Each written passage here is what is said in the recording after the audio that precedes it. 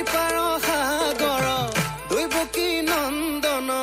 বিফল যৌৱন সফল কৰি দে